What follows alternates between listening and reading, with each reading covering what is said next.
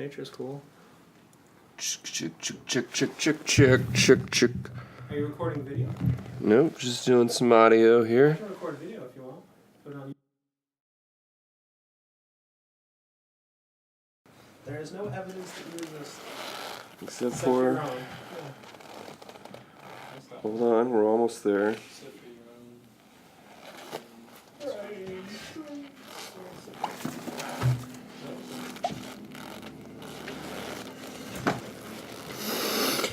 Welcome back to another episode of the Brady Hold Show!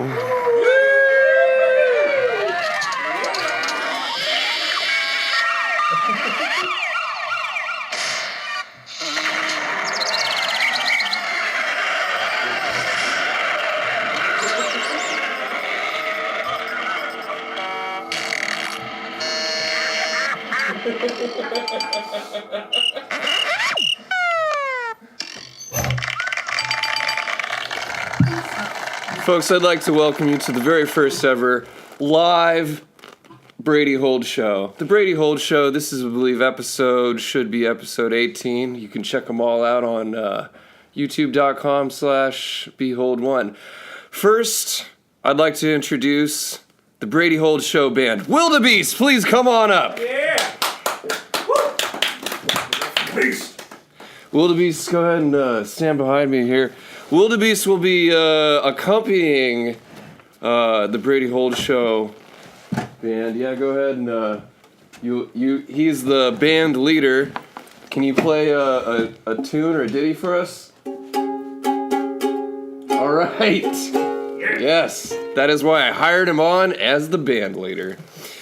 Folks, I'd like to, what we do on the Brady Hold Show is a show that celebrates life, people, and everything and everybody. I thought, I don't really know if I have 45 minutes of material that I'm ready to do for 4 people, but... There's 5, damn it, there's 5! If you count yourself as a person. What about the voices? In my head, those count as 3/4 of a vote. That's racist. Take a knee, then. Take a knee. I would like to introduce a guest that has been on the Brady Hold Show before, and probably one of my favorite episodes. Please give it up for David Stolowitz, everybody! Yeah. Yeah, bring a chair. No, bring it over here. I had it there for, yeah. Thank you. Please welcome. David Stolowitz, as you may have heard earlier, is a comedian and a storyteller. Please welcome back to the Brady Hold Show. Yeah, I win. Thank you. Yeah, I have to bring in the audience here. So it's been a while, David. I just got to say, this is the first episode of the Brady Hold Show back in 2018. So welcome back. Woohoo! Yeah, how does it feel to be back on the Brady Hold Show? It's good. I'm glad your show lasted. Yeah, I know. It's like never dead. The Brady Hold Show is encompassed in many aspects. It could be many things. It's got a live band.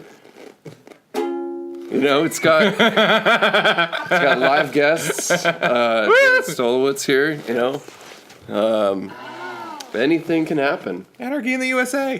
I would like to say, where did I put it? Invite everyone. David, I wanted to give you something for coming on. It's a candy. Yes. Thank But- you, Brady. Not only do you get a candy, you get a candy, you get a candy, you get a candy. Check your seat. Check under your seat right now. Oh! Check under your seat. You too. You check it. Check under. It's there. I swear I put it. Under your seat. Eggman gets a candy. I'll trade somebody for a Kit Kat. I thought you were ready. There's literally a candy underneath everybody's seat, so I thought I would. Check other seats if you want. There's enough candy in here to fuel a kindergarten school. I'm Brady Hold. A little update on me at the moment. I ran into a deer last night. somewhere on 280. It's a bit of a crazy story. So like Wildabeast and I are coming back from San Jose where we just did the Go Gone show and probably Fuck going to be that the show. fuck that show. Fuck that show. Fuck Mighty Mike McGee Fuck Mighty Mike up his McGee. fucking poet laureate of Santa Clara County Fuck that ass. poet. Yeah, still recording. Tag Mighty Mike McGee in this post with hashtag mediocre poet. Mediocre. He'll know what it means. You know. But I love you. Yeah, so sorry, it might be good with us now, but I have to start it again somewhere else. So it's just the way it works. And then after that, I gotta fucking call out Atu Walker for being a fucking horrible human being. Shit, what happened? Yeah, Atu Walker, fucking Wildabeast and I tried to go in a caravan, and a new security guy hadn't seen my ID or Wildabeast's ID, and I have ID, but Wildabeast doesn't have ID. And this is the perfect situation where Atu can vouch and say, yeah, I know this guy. He's a comic. He comes in, doesn't make a scene, everything's going to be fine. Yeah. He could have done that, but instead he said, no, man, we got to follow the rules. Feds could be here tonight. Yeah, well, we'll see if he says that when the cops grab his kid. So Yeah, Stolowitz. if fucking Atu Walker ever tries to share another link about voter suppression because of IDs, fuck him, dude.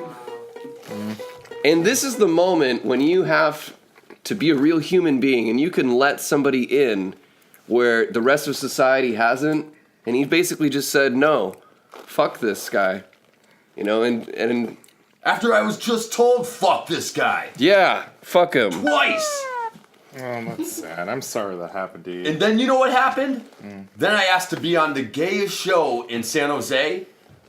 And the host told me, no, you gotta keep working at it, kid. Oh, okay. And I'm like, all right, that's cool. I didn't want to be gay. Yes! Wow. No, which show was it? The blue chip. Wait. Oh, that one. But it's not even on right now. That's why I don't understand why I can't be on it. There's not even a crowd. Come on. Oh, man. David Stolowitz, who hosts the Blue Chip? I do. Oh my god. Yeah. The hits just keep coming. Oh, that was awesome. They do keep coming. Yeah. I know. No, actually, well, Curtis Taylor wanted to come back and claim it once he Fuck that he guy. heard that I was restarting it. And Curtis did have a show there. That is his fucking style. Like After 3 he- years before I was there. Let me tell you a little story about Curtis Taylor III. He sees you with some sweet action and he wants to swoop in on it. You know why? Because there was some girl that I fucked allegedly in the parking lot of Woodham's. Allegedly. Yeah, maybe. I don't know. You know. You were there. I was there. I just vacate. And literally, like, as soon as I was done and get out of her car, Curtis Taylor III tries to go up for, like, sloppy seconds, like, hey, you know, maybe I could... like immediate sloppy sex. Immediately. Wow. Straight up, like, cuck grade sloppy seconds, you know, like, just, and, I was like, whatever at that. It's just like, doesn't affect me. But then I later hooked up with a she-devil woman, and, you know, Yes. yeah, I mean, she's crazy, dude. That was your heartbreaking. I know, that was my heart. Why do you think I live in my car? Protection, 360 degrees, bro.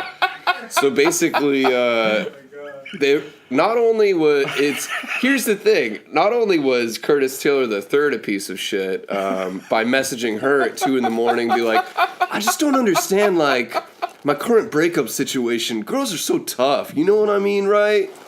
And it's like, fuck you. You fucking newsboy from the 1940s from San Jose. Oh my god. Yeah, that guy's got a future, though, in inspirational Disney movies. Yeah, he's I love those movies. him. Tommy Kovac did the same shit, dude. So now that Tommy Kovac like has a fucking podcast from his mom's house. Like, he's doing well. But hey, this is from a bookstore, an anarchist bookstore here in the Bound Together Book Collective and the Hate Ashbury. Yeah, shout out to Reverend Egg King for allowing me to put on my Brady Hold Show here today. It is an honor. It really is. Fucking like gold. They'll be like, there was an episode of the Brady Hold Show, the actual first live episode of the Brady Hold Show taped here. Before it previously, David, where have you been on before of the Brady Hold Show? Well, last time we were at your dad's house in Saratoga. Yeah, that is since owned by the bank now. Yeah. Oh, what happened?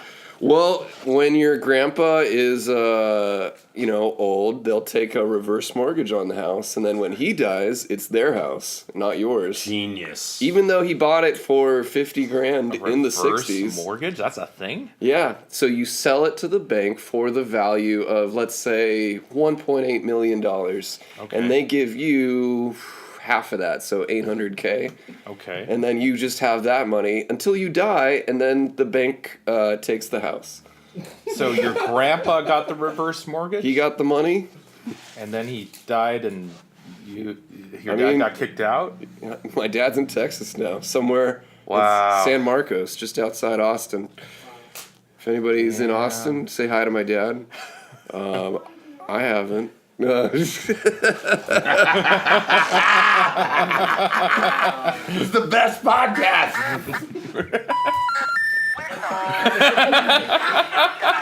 It's not like you Just ain't trying relax. to call. It's just, At this point in the show, I would like to invite the audience to take candy from other seats if they'd like. They're under like all of them. That's amazing. I tried. Still, I'm trying to be an Oprah level podcaster here. You get a candy bar. You get a candy bar. Dude, I got the bag right here. Get a candy bar. Can I say one thing? Okay, go ahead.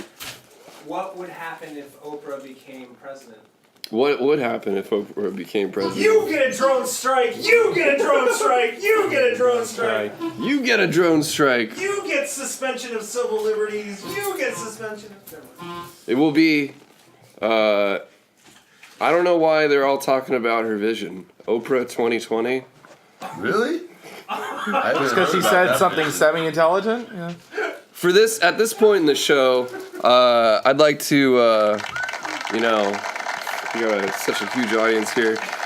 Take a short break and throw it to the band for a question to our guests. Stolowitz. Yeah.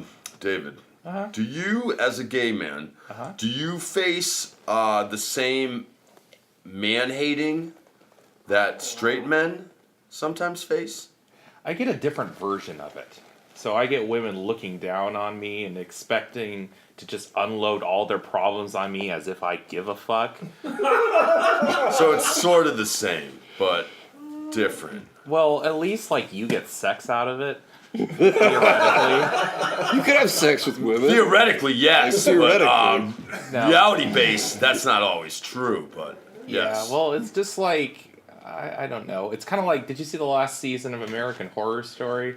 I don't even know. I mean, I'm living it, but Yeah, pretty much. We all are. I don't know. I Yeah. haven't seen the movie All right, so version. no, you don't. Well, anyway, it's like there's some women that just look down on men, and and androgyny, I think is what it's called. It does happen, even if it's less prevalent.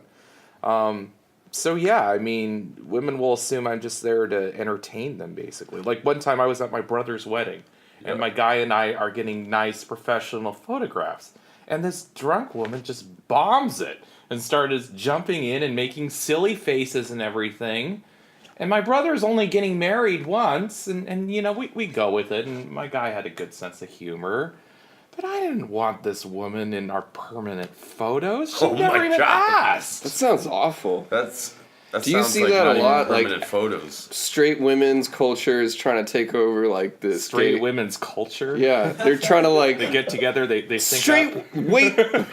White straight ladies are the worst. Nah. I was pulling out of where I like to park sometimes, and then they have like a gate that goes up, but it's free on the weekends. And then I was pulling out, and this lady's like futzing with it, and didn't even notice the things like up in front of her, and I'm like, It's free on the weekends, and she's like, okay, well, it doesn't say that anywhere, so... Actually, it does if you look at the fine print.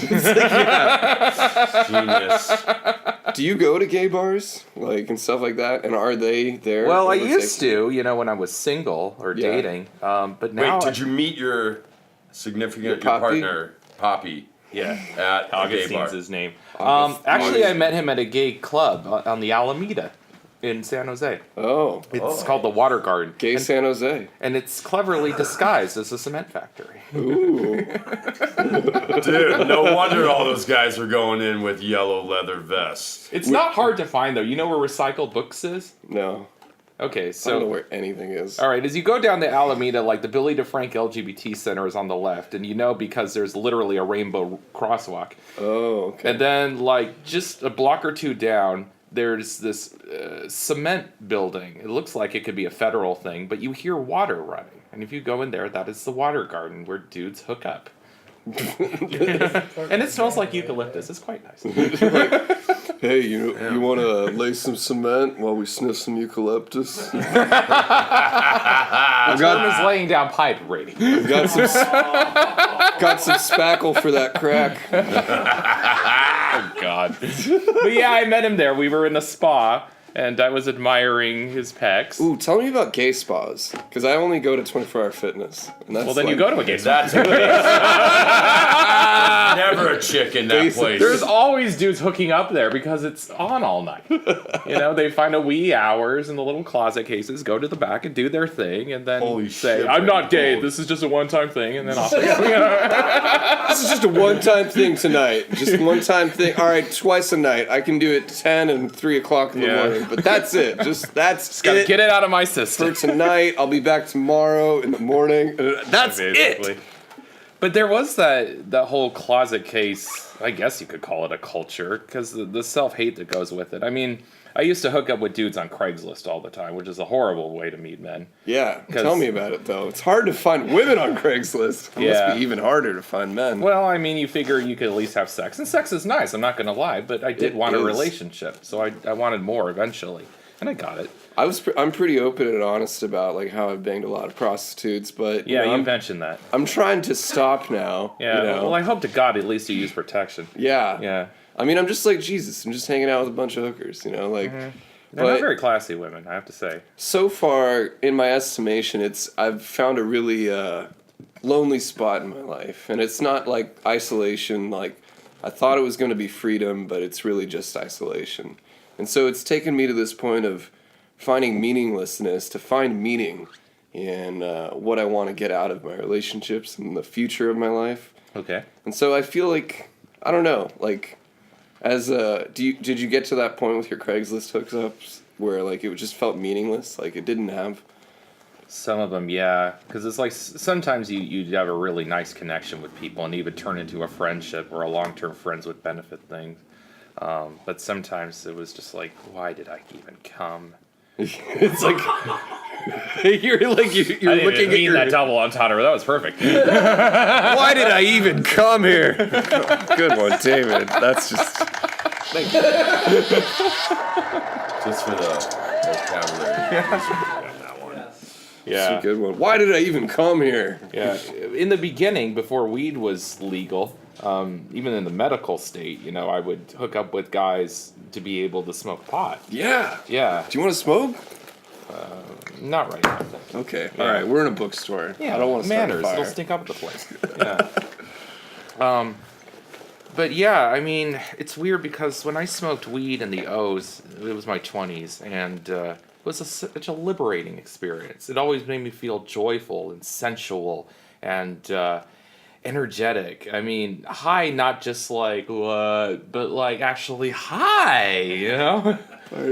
And now I feel like there's so much gunk going on inside and outside of me that I don't enjoy it as much anymore. I mean, it Is it like not cool to be gay anymore? Because now it's like basically. It was never cool, Brady. I don't know if you noticed this.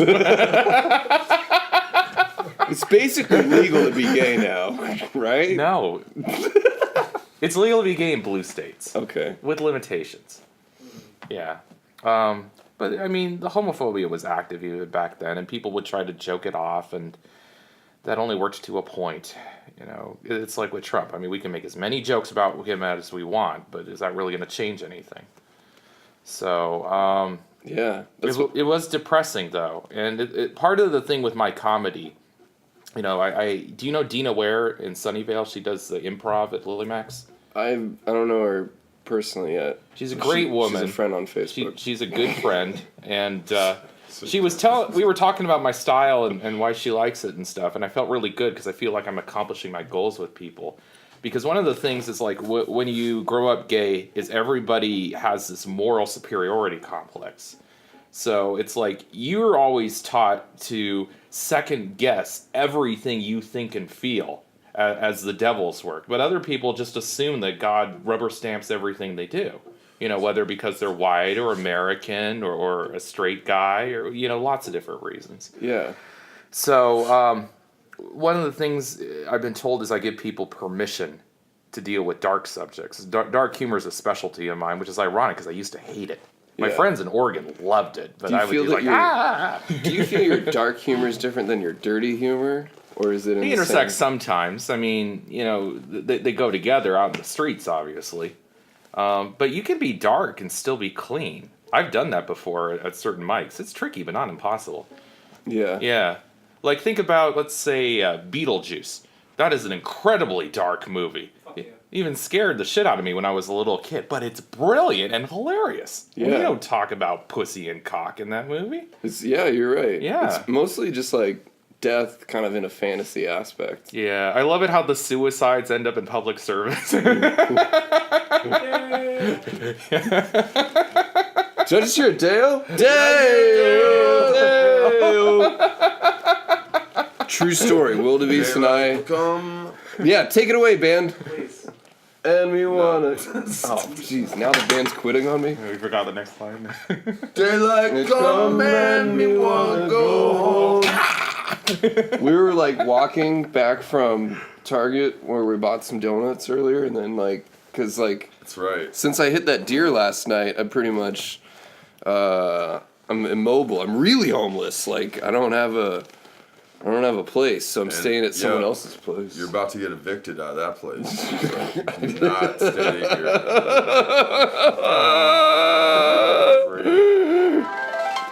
Those shouldn't be tears, not hard.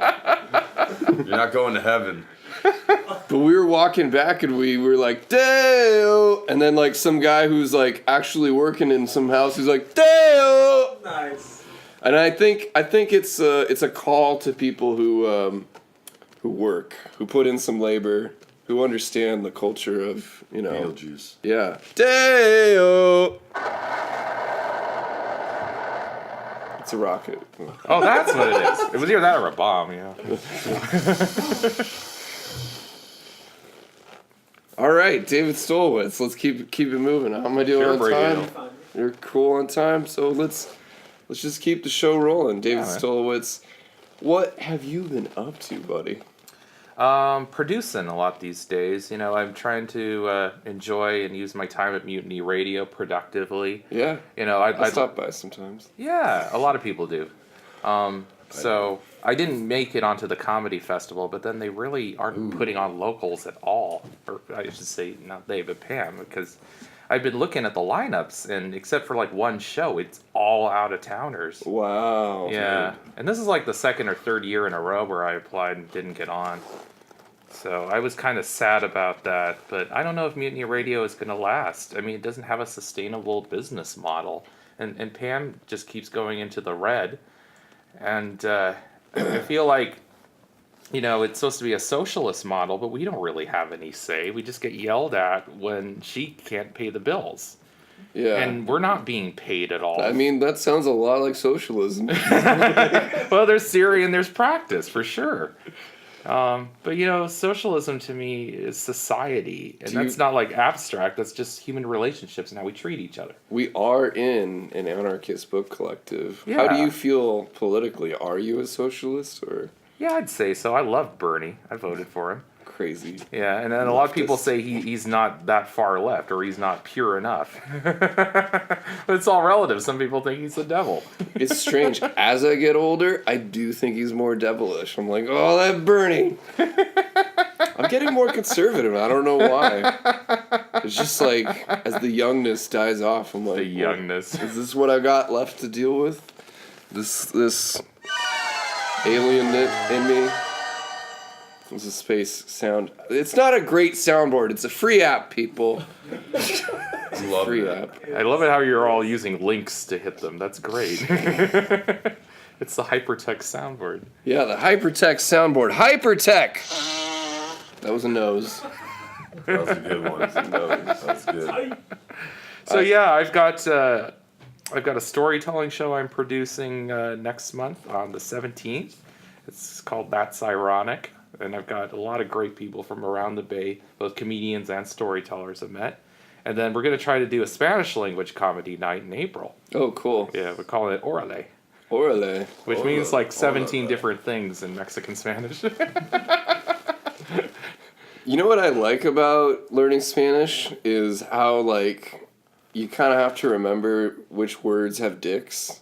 And, Which words have dicks? yeah, so they're masculine or they're feminine. Or Oh, okay, that's one way to look at it, yeah. you know?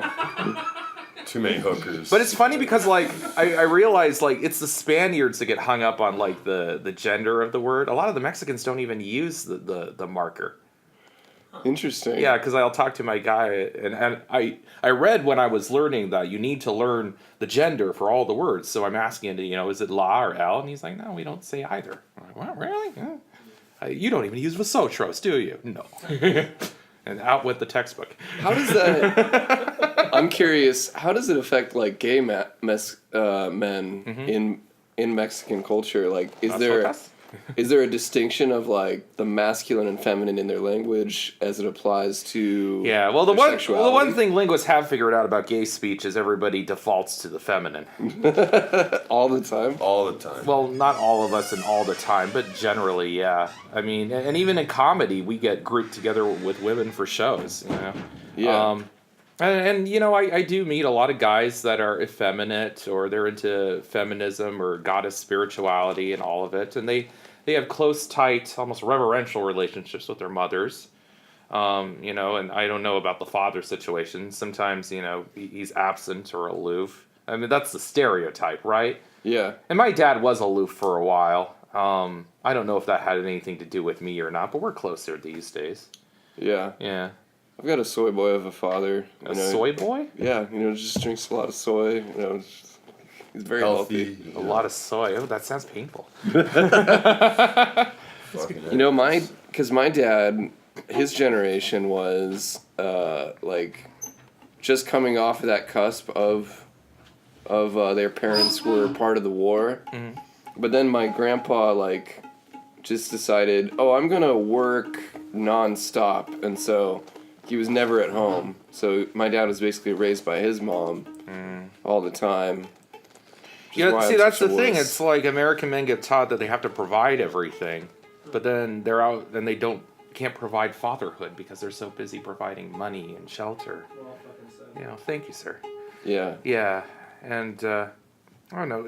My dad's an Aquarius, and I don't believe a lot in astrology anymore.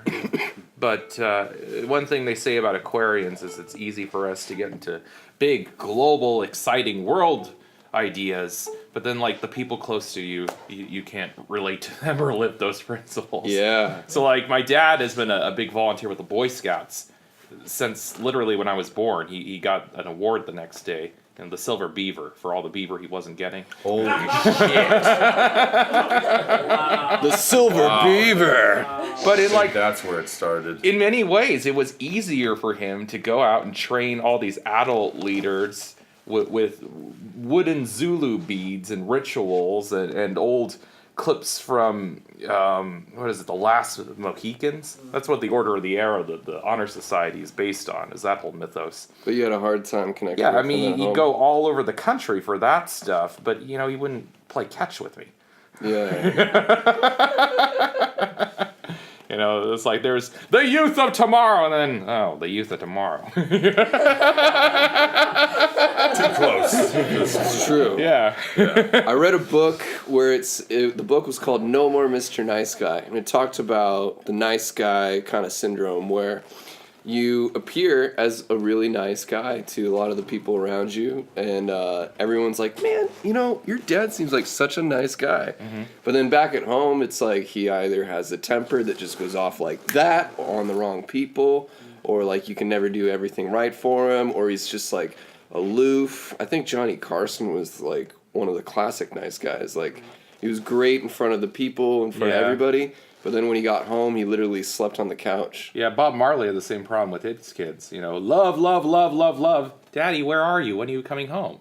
George Bush was the same way. Look at what happened with that. Yeah. Mr. Nice Guy. Mr. At this Nice point, Guy. I'd like to take an audience member and surprise them with a candy that's right underneath your seat. Ding, ding, ding, ding, ding, ding, ding, ding. Underneath your seat. Look. Underneath your seat. It's taped to the bottom. It's tape. Oh my god. Yes! Another Brady Hold Show success. You're welcome to The that. marketing is just so intense. There's probably candy. My favorite kind of candy. Thank you so much. You're welcome. What a surprise. Yeah, that's what we like to do here on the Brady Hold Show. We're filled with surprises, with like that. That's a dinosaur roar. You never know. You never know how they got that surprises. technical, very audio. Yeah, let's just laugh. There we go. Brady Hold Show. That's what we do here. How are we doing on time? You're fine. Okay, we're cool on time. How's it going, Dave? Aww. Actually, I love it when people give me hugs. I'm glad that hugs are in now. It's about time. Because I know some people aren't comfortable with them. Like Matt Curry does a great set about being uncomfortable with hugs because he's so tall and lanky. But hugs are healing. He is, yeah. He's great if you ever see him. Hilarious guy. He's mostly in LA, but he still comes back. And but hugs, like, they release endorphins. They help heal people. I was thinking of Jeremy Curry for a second. A little different. Because Jeremy's like a big stout guy, right? Yeah, that's why I said fucking huge, because I was thinking of Jeremy Curry. A different direction, yeah. Sorry. Yeah, well, I'm not. That guy packs out places. Anyway, I love getting that affection because it was lacking when I was younger. And now I feel like it makes up for lost time in some ways. And it's amazing, like, getting touched. We're just wired for it. And it can make me feel a lot better. I mean, unless you get punched, obviously, but... It's the only good thing that I have really as a benefit from my family. I've seen... I took psychology, like, oddly enough, with my mom in college. And there was a class where they talked about mouses and the mouses getting, like, brushed with this little brush when they're infants. And, like, how literally their nervous system grows more nerves and, like, they develop much better when they're touched as babies. Mm-hmm. And my family, we always gave each other massages, like and I don't know who's had a massage for me. Anybody? Well, actually, I have not. But what I can tell you is that I had rats living on the beach, and then I moved into a house recently, and now I have mice. Are they massaging you? No, but I am brushing their backs 100 times with a brush. That's so Michael And Jackson. they're like very docile, and they're like, now we can hug, and it's just better. Yeah. Aww. No more mouse traps. We're gonna live together, peacefully, harmoniously. Mouse intimacy. That's it. All right. There's a guy in Sausalito who he lives out Anchorage, like I was telling you guys, and he has his own personal flock of pigeons, and the matriarch is like this beautiful painted pigeon, Whoa. And it started with just one nest on his boat, but he just kept feeding them, and now he's got like a whole family. He actually doesn't know what to do with it, but it's crazy because he's raising a lineage, and he's giving them shelter. I've heard about these pigeon breeders. I saw some at like the county fair or the state fair. When you go down to like Pleasanton, they'll like have their pigeons there in their little pigeon cages. Mm-hmm. and stuff like that. Did you know Mike Tyson raised pigeons too? He's like, I got my little pigeons right here. And my little Help him solve mysteries. Yeah. Mike Tyson has a fucking cartoon show where he solves mysteries with a pigeon. Only in America. I am gonna check that out tonight. Adult Swim, Yo, yeah. reactivate the Netflix. He comes in Let's riding go. on a tiger. It's hilarious. What are the cases like that he solves as I a don't know. pigeon? How he lost to Buster Douglas. Oh my god, that's gotta be a good one.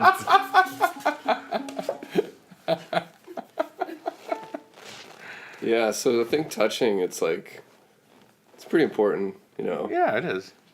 Yeah, to things and people.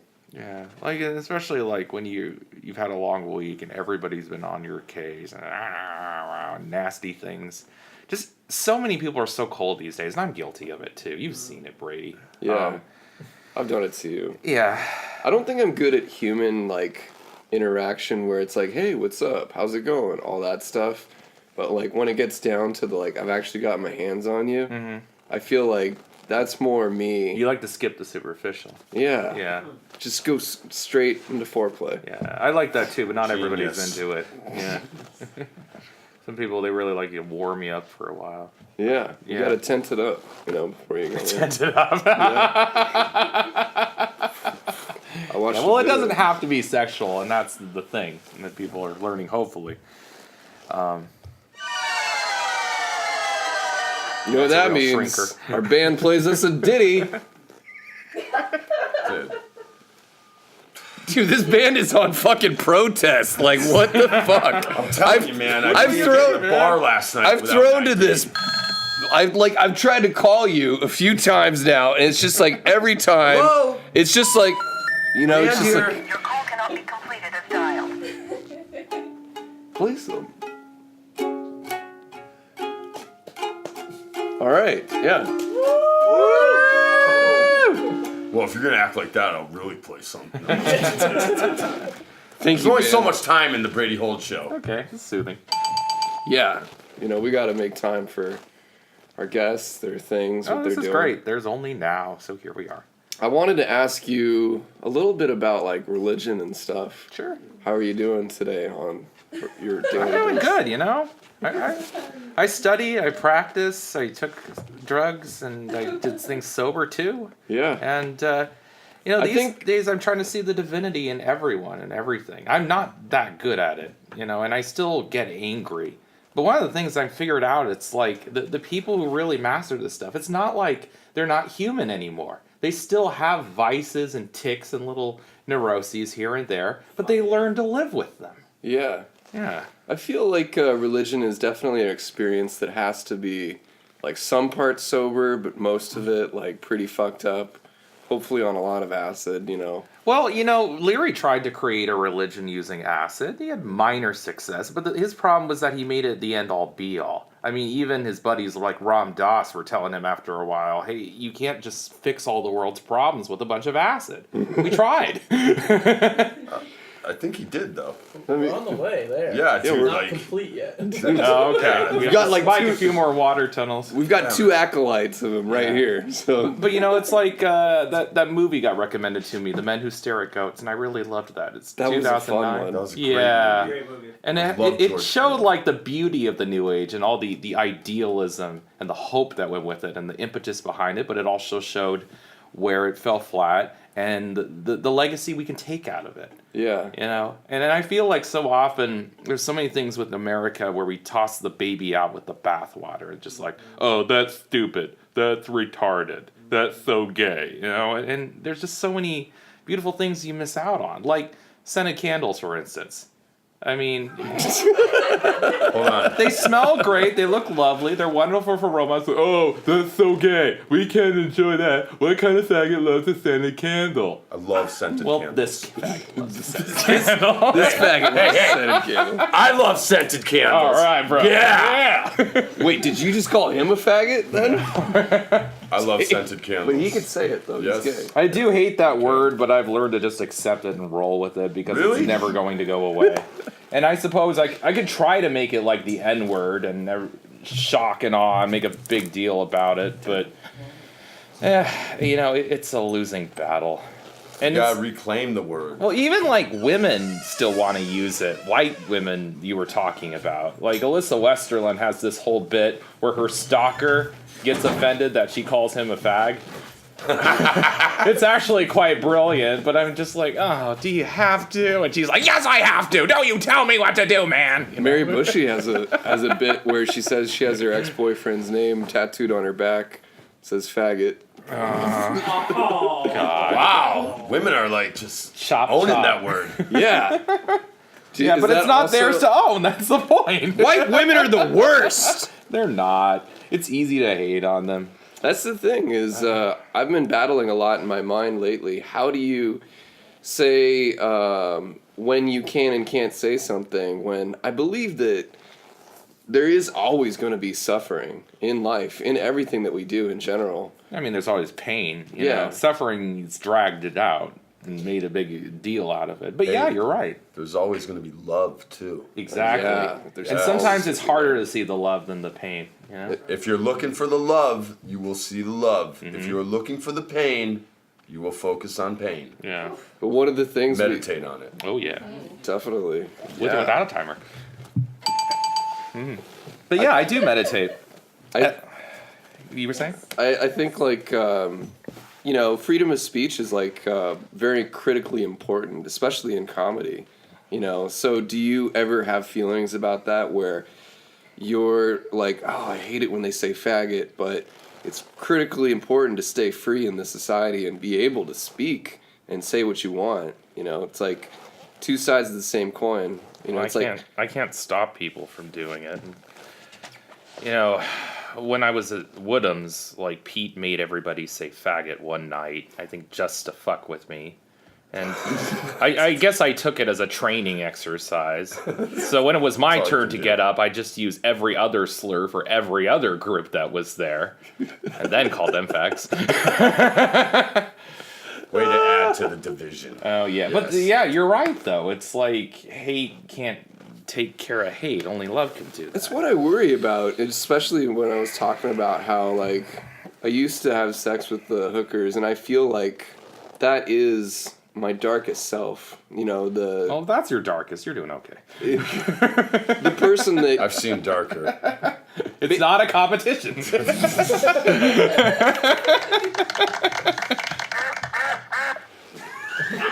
Quack. There's a duck on there, Duck, too. love Yeah, that there's one. a duck. That's great.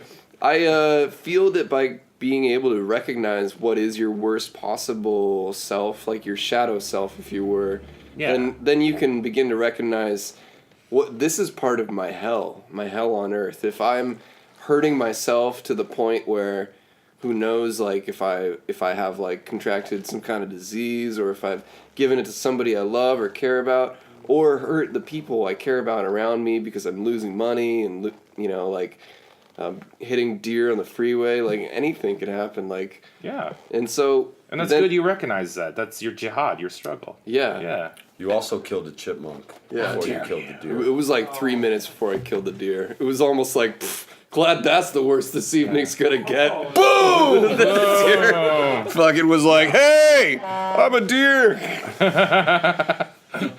So it's just like it makes you realize like how, if that's my hell, then what would be my heaven? And Exactly, yeah. to struggle to my heaven is, I think that's the jihad. Watts says our problem is nobody really thinks deeply about what they really want. And not just like the superficial stuff, but like, what do you really want out of life? Whether other people approve of it or not. And, you hear a lot about do what you love and the money will follow. It's true, but it won't follow right away, and it won't be that much, because you got to get good at it first. I've been waiting 3 years and ain't following. Yeah. Well, and you can't expect it to just fall into your lap either. You still got to work hard for it. So I see this thing like on Facebook where some entrepreneur is like, don't ever follow your dreams. That's bullshit. You know, we need to get rid of this myth, and you need to just do what other people think you're good at to be productive. But it's not one or the other. You can follow your dreams, but it's not like a Disney movie where everything's going to get wrapped up in an hour and a half, you know? Yeah, it's not like follow your dreams and start by taking this coding class, and now you've got a job, and then all of a sudden you're not happy again. Yeah. I mean, I don't know if Malcolm Gladwell is totally right that it takes exactly 10,000 hours or 10 years to become a master of something, but it does take a lot of time and commitment. So, yes, dreams do come true, but you can't just wave a wand to get them. You gotta. What if you settle have for a the wand? Well, I have one. I tried I have it. one too. I've got a wand. You mentioned that DMT was the only drug you hadn't done. Yeah. I've got a DMT vape pen. I know. I actually kind of want to try Allegedly. it. Allegedly, of course, yes.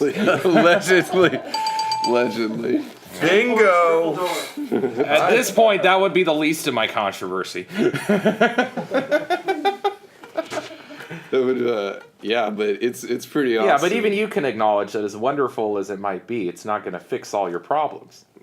I don't know. Go fix it for 5 minutes. For 5 minutes. Yeah, 5 minutes. Last in eternity. Yeah. It's 5 minutes that'll last an eternity, brother. All right. Yeah, I do kind of want to try it. All. And I All right, totally let's wrap wasn't this up doing and it Let's do some DMT. when I hit that. Yeah. That's what the band's playing. God, do you? I don't know. What's funny is I won the Dare Award when I was in elementary. Me too. On point.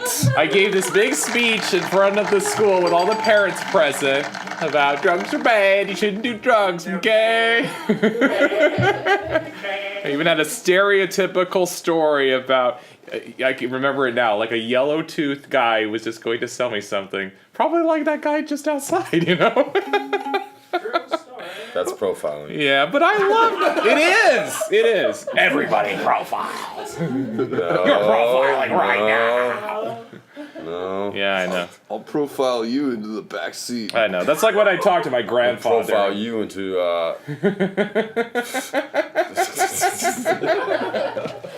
homeless. There's nothing I can profile you into. Yeah. No, but I hate how the homeless have been treated, and I lived in my car for a little while. Yeah, I know. You're inspiring to me. No, it wasn't inspiring at all. What happened was that... No, I'm serious for a moment. No laughter, if you please. Okay. No laughter, guys. None. That's fine. But, yeah, so I got in fights with my roommates in the place I was living at in San Jose. And part of it was over the homeless issues. They were circulating petitions to get them kicked out. And I'm like, well, where's the Salvation Army going to go? They're right next door. But, you know, I had been dealing with shit from this one guy for months and months on end, and he would just be cruel and stupid, and he'd leave these bananas out, and they'd always go bad and rot. And one day I took a banana, and there's this big message left for me that says, please don't take my bananas. And so I went bananas, and I terrified him, and I terrorized him. And I got kicked out for that. And then I went back to my parents and got drunk and beat them up. And that's how I ended up living in my car. So there's nothing noble about it. I was an asshole and I got what I deserved. Yeah, it's true. All right, let's have a better homeless story. 'Cause that's not how I decided to go homeless. Not at all. I'll just give you an update. How are you doing on your homelessness? All right, I will give you an update. You want an update? I will give you an update. I had just completed 26 months of pro-choice homelessness. Went out there, built a shelter, lived on a beach in an igloo, made of sandbags for 26 months. And now I am happy to report I am in a storage unit. Yeah, Nice. pretty nice. Moving on up. Moving on up. With bathroom access. And kitchen So what do you- access. Wow. Hey. What do you feel about homeless Moving people? on up. I can't stand homeless people. They're all... No. And with that, everybody, I would like to say thank you for being a part of the very first live taping of the Brady Hold Show. There was real claps in there. Yeah.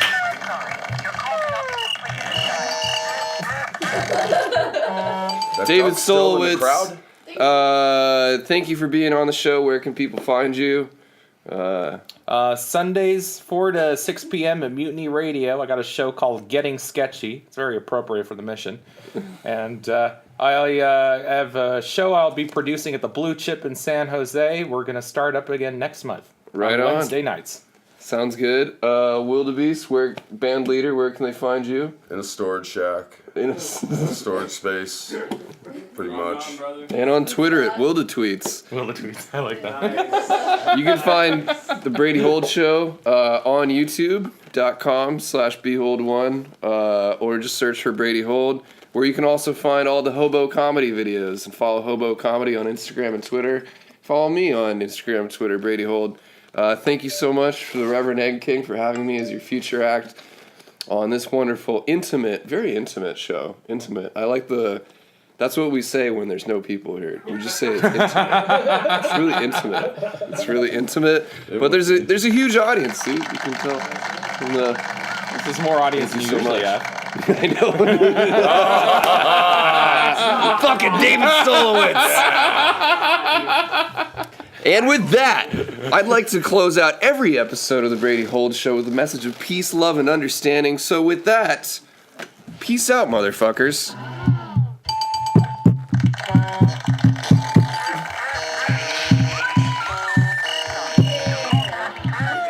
It's a race. Am I winning?